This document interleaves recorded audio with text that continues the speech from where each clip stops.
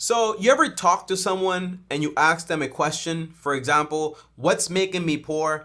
And this person goes on and on and on, and it doesn't really seem like they're actually answering your question. But later on, when you actually meditate on what they tell you, or what they told you in this case, you see that they actually did answer the question and they gave you a lot more than you actually expected. Now, for this video, guys, I feel like it's going to seem like that because when you ask me, Tommy, what's making me poor? The answer you're probably looking for is, hey, you're not budgeting enough. You spend too much money. You need to stop buying this and you need to stop eating out and you should be investing and do this and do that. But in reality, these are all things that you need to do, but you're still the same exact person. And I see this all the time. People that start doing the right things and then all of a sudden a few months go by and they break down and they're right back to their old habits. And it's a very sad thing, but the truth is you never actually got to the ground level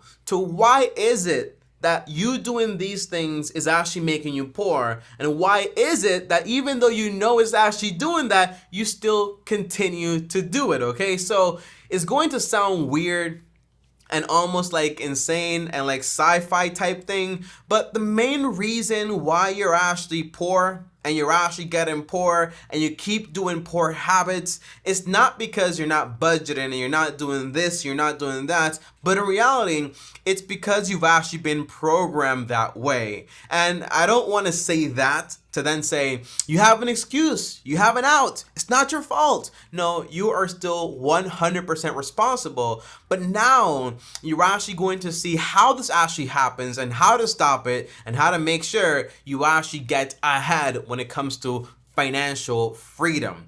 Now, if you guys don't know me, my name is TommyBryson, and do me a favor and smash the like button.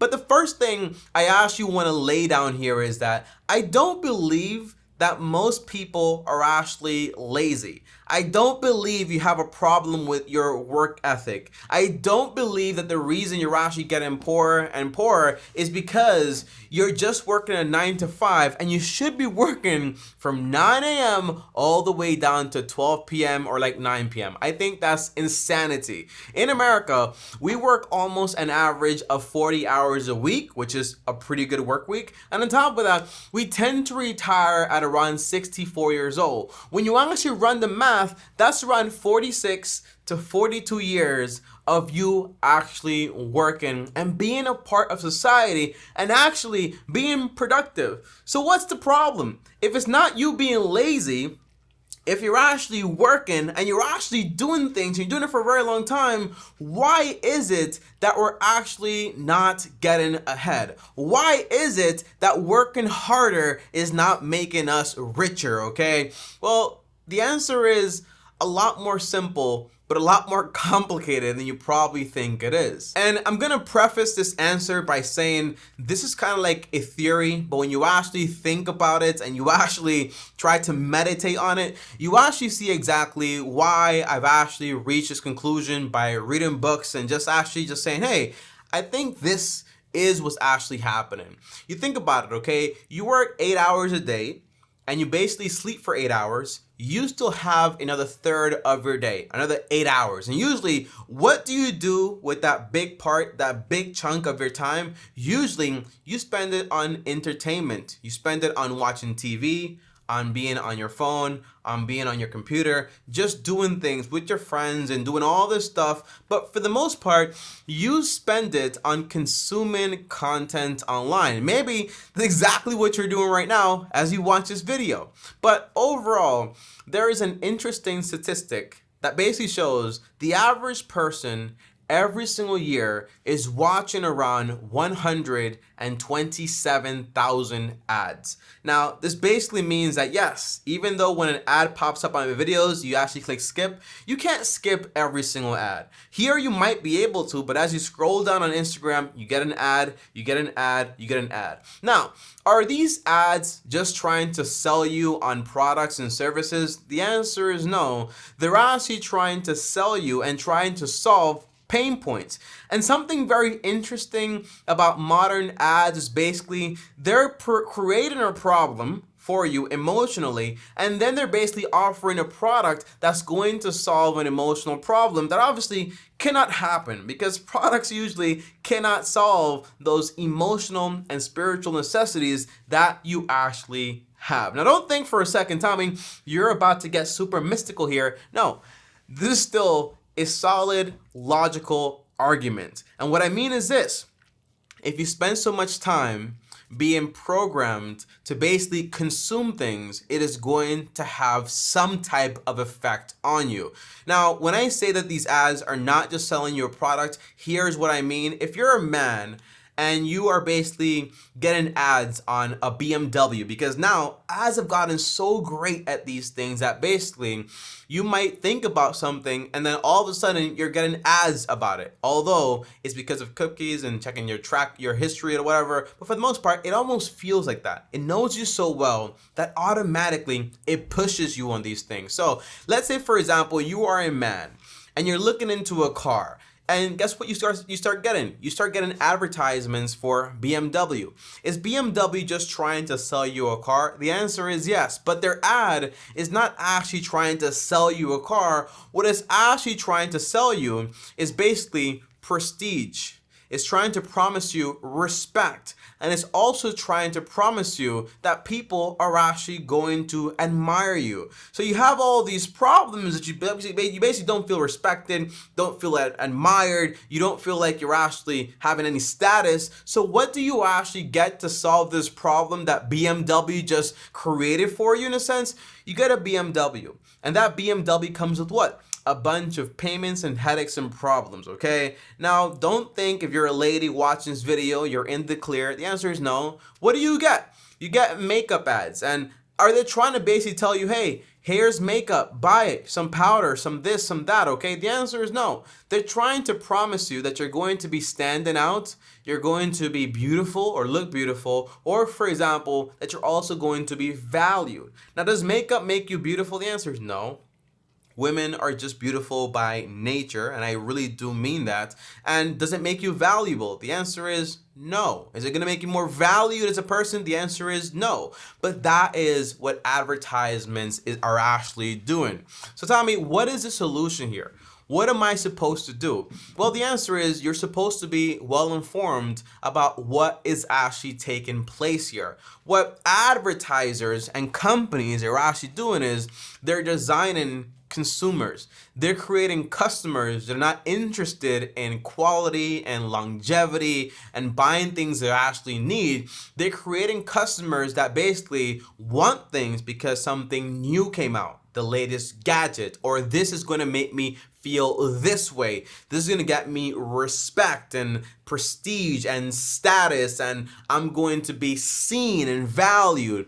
That is what advertisers are actually trying to do. And they're actually doing a great job at it, okay? So I cannot fault them for that. Now, what do you do, Tommy, personally, to try to change your mind when it comes to this stuff? The answer is, you're probably not going to like this answer, because I probably wouldn't have liked this answer either if I heard it years ago. And the answer is, you're going to have to renew your mind. And what I mean is this, again, I don't want you to look at it as a mystical thing and as a meditation and you have to be sitting outside and having crystals. It's not the point.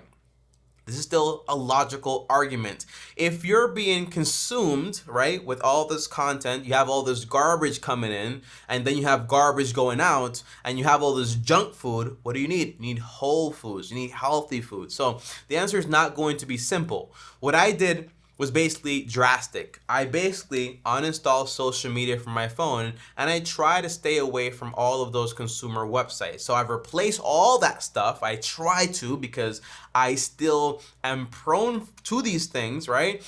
I try to basically read books, listen to books, and get educated. The renewal of your mind comes by reprogramming yourself. And this is not going to happen by you watching some guy on YouTube tell you about this for the next 10 to 15 minutes or maybe 18 minutes. No, it's going to happen by you forcefully, purposely reprogramming your mind by consuming a lot of content, whether it's in the shape of books, in the shape of videos, in the shape of whatever you actually want to do, lectures and courses. And for me, it took me a lot of books to be able to reprogram my brain. So when I look at a car, I'm not looking at a status symbol, I'm looking at a vehicle that takes me from point A to point B. And every now and then, I catch myself slipping, because you can do that a lot. You can go from, I need a phone, I want the latest iPhone.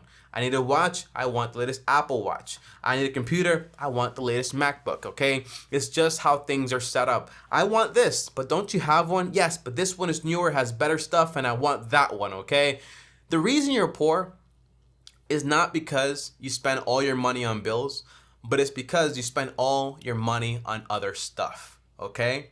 And that's the truth. Everyone has 4 core bills, and this is where basically I give you the actual advice, but by this point, you have the real advice. This is basically an emotional thing that's happening, and it's a programming thing that's happening, and you have to change your mind by renewing your mind and consuming better content, and basically just learning more and to actually see the world for what it is. A book I'm reading right now is Your Money or Your Life by Vicky.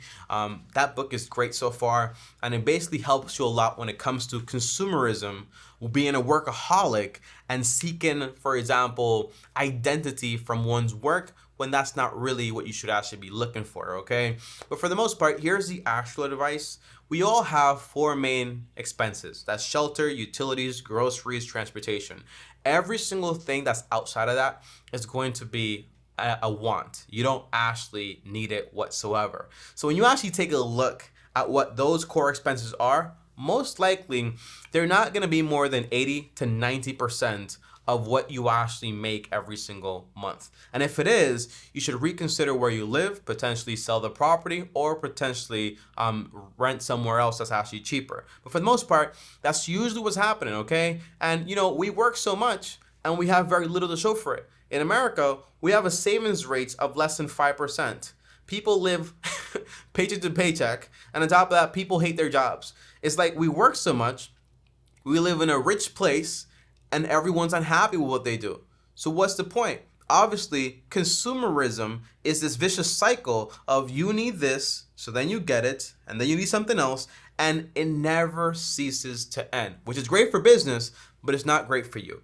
And that's the reason why you're poor, okay? And you gotta break out the matrix, and it's not gonna be just with this video, it's going to be with a lot of videos and a lot of content and a lot of different people that you actually need to watch. And I wanna tell you, be very careful, because a lot of people that are like me, that teach on YouTube, they go from the aspect of, I don't wanna consume any material things anymore, to now, they put all their focus and their faith basically in work, career, and all that stuff. And that's not what I'm telling you either, okay?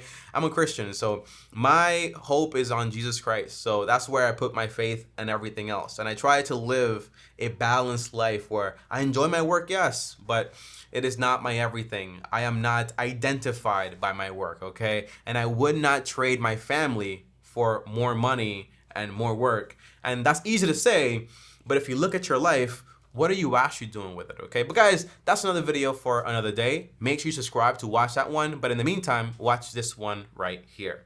Peace.